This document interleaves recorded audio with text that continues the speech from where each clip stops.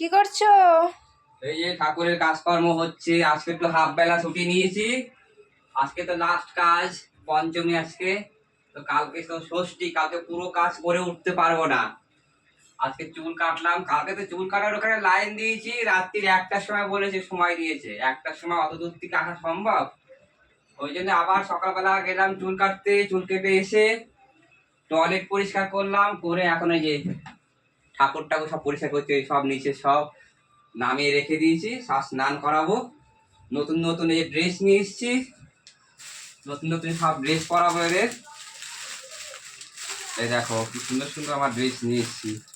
এবার সব আগের থেকে কিনেছি, একটু মোটামুটি ভালো পেয়েছি। অন্যান্য বারে পুজোর সময় কিনতে যাই, ভালোই পায় না।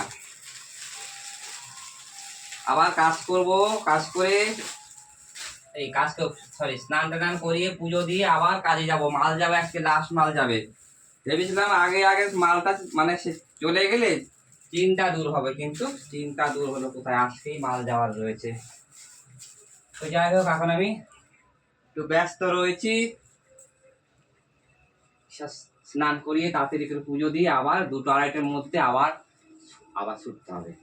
তো বাই বাই, সবাইকে হ্যাপি পঞ্চমী শুভেচ্ছা জানাচ্ছি। সবাই ভালো থেকো, সবাই ভালো কাজকর্ম করো, আর আনন্দ করো, আর ঘোরো।